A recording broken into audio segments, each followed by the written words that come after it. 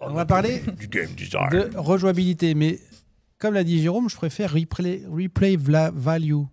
En fait, je trouve que c'est un terme qui fonctionne mieux parce que quand on décompose rejouabilité, en fait, c'est la capacité à jouer de nouveau, à nouveau. Et donc, en fait, ça s'oppose au jeu legacy qu'on va modifier, qu'on va détruire et dont on ne pourra plus jouer, en fait. Alors que replay value, c'est vraiment l'intérêt de rejouer un jeu, quoi. C'est vraiment ce que le jeu va proposer pour jouer. Et c'est... alors, on parlait d'offre de jeux conséquente.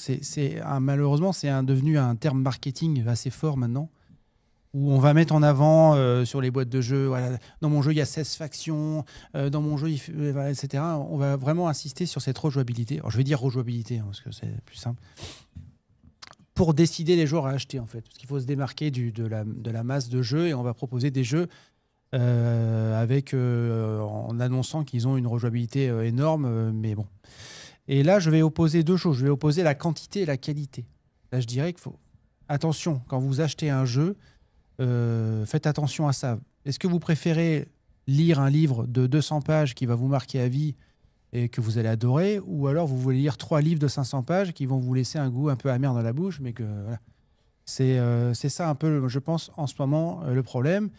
Et je citerai les jeux, les échecs et le jeu de Go. Voilà, il y a pas... c'est pas marqué sur la boîte des échecs qu'il y a des tonnes de rejouabilité. Pourtant, combinatoire, oui. Voilà, il n'y a pas d'asymétrie. C'est vraiment un jeu. Il n'y a pas des tonnes de classes en plus. Voilà, mais pourtant, c'est un jeu qui a une rejouabilité qui est difficile à battre, comme disait Jérôme. Et donc, pour cette chronique, moi, ce qui m'intéresse, c'est où se situe l'intérêt de rejouer. Et je suis tombé sur un game designer que je ne connaissais pas, qui s'appelle Greg Costikyan, qui a écrit un livre qui s'appelle Uncertainty in Games, l'incertitude dans les jeux, dans les éditions Playful. Je fais des efforts. Playful Thinking, sorti en 2013. Et lui, en fait, Costikyan, pour lui, l'intérêt de jouer à un jeu et l'intérêt du coup de rejouer à un jeu, parce que c'est assez lié, c'est l'incertitude, en fait. Et il dit les jeux ont besoin d'incertitude pour conserver notre intérêt et que la lutte pour maîtriser l'incertitude est centrale dans l'attrait des jeux. Donc pour lui, l'intérêt de rejouer, c'est l'incertitude. Et donc la rejouabilité, elle est même... avant que je détaille, parce qu'il a 6 critères là, qui, pour lui, déterminent l'intérêt de rejouer un jeu. Elle est même intrinsèque au jeu, en fait, parce que ce n'est pas qu'une qualité intrinsèque au jeu, en fait, parce que le groupe avec lequel on va jouer, donc Jérôme en a parlé, l'aspect social du jeu de société.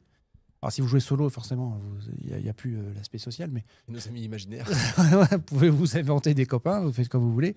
Mais en gros, le groupe autour de la table, ça va quand même vachement influencer l'intérêt qu'on va avoir à rejouer un jeu. De par le fait que, rien que tout bêtement, on ne va pas avoir à réexpliquer les règles 100 fois aux gens. En fait, tout le monde connaît le jeu. C'est fluide. Parce que des fois, introduire un nouveau jeu dans un groupe, ça peut être un peu compliqué. Etc. Donc déjà, il y a cet aspect de groupe avec qui on va jouer à un jeu. Déjà, ça détermine vachement si on va y rejouer. Dans les deux sens. Hein.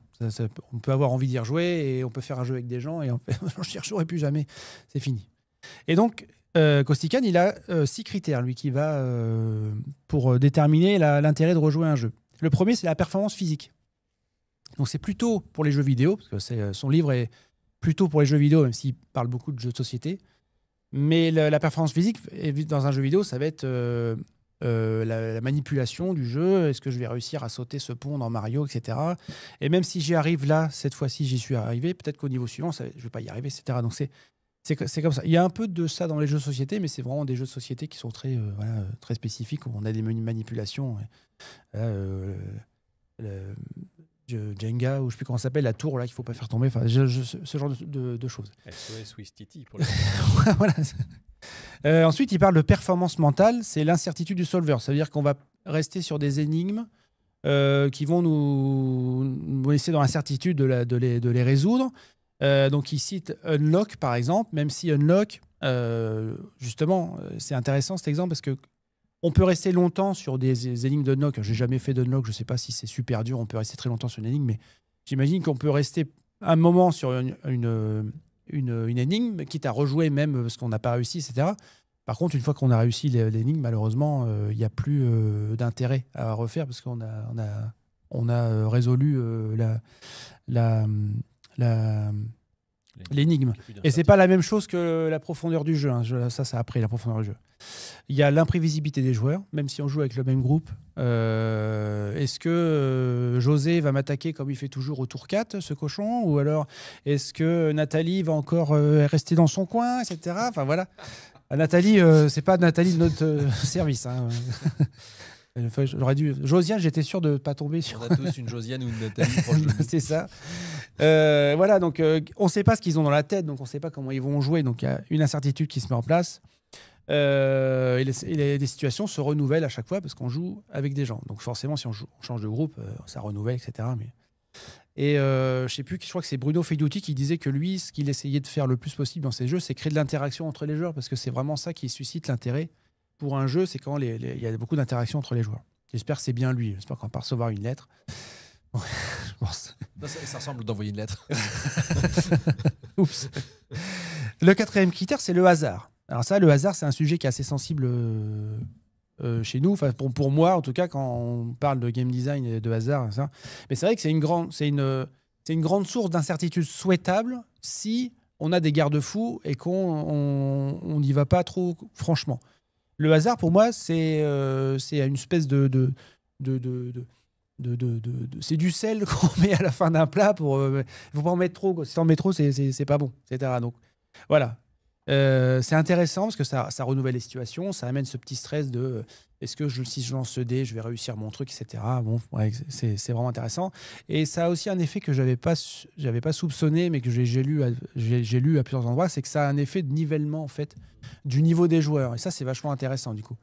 Que le hasard, il tombe, voilà, c'est un peu au hasard justement.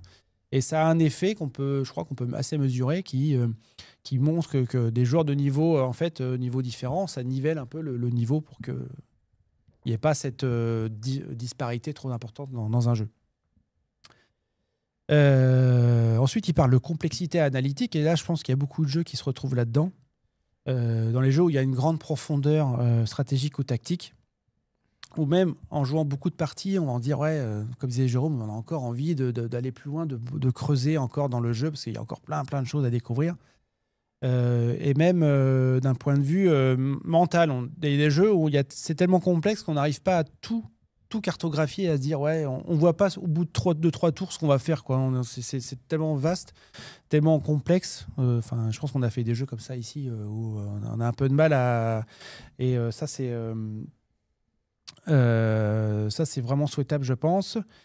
Et enfin, il y a les informations cachées. Donc, c'est tout ce qu'on ne va pas savoir dans ce qui se passe dans la tête des joueurs. Les cartes qu'ils ont dans la main, quelles ressources ils ont, s'il y a un paravent qui cache leurs ressources, etc. Dans les jeux vidéo, on peut évidemment parler du brouillard de guerre, le fog of war. Par exemple, dans un jeu comme StarCraft, voilà, on ne sait pas ce que font les autres parce que y a le brouillard de guerre là, qui cache ce qu'ils font. Voilà. Ce sont les 6 critères qu'il cite. Je les trouve vraiment très intéressants. Et il cite 2 jeux qui, pour lui, vraiment cochent toutes les cases absolues. Donc, il y a Mémoire 44. Mais Mémoire 44, on n'a fait qu'une seule partie. Moi, j'en ai fait qu'une. Et je n'ai pas été soufflé par le jeu. Mais j'en ai fait qu'une. Par contre, il parle de Magic the Gathering. Pour lui, Magic the Gathering, c'est vraiment un jeu qui répond à toutes ces... Donc, avec des informations cachées, du hasard, la carte que je vais piocher, la carte que va piocher le ou les adversaires contre qui je joue. Il y a une énorme complexité analytique du jeu, il y a tellement de cartes et de façons de faire des decks, etc. Qu'est-ce qu'ils ont dans les mains à un instant T? Est-ce que c'est le moment de jouer ma carte super puissante? Il y a peut-être encore un contre-sort s'il joue bleu, etc. Il y a tellement de choses. Et aussi une performance mentale assez élevée, parce que quand on fait une partie de Magic, on est toujours en train de se poser la question de qu'est-ce qui pourrait jouer si je joue ça.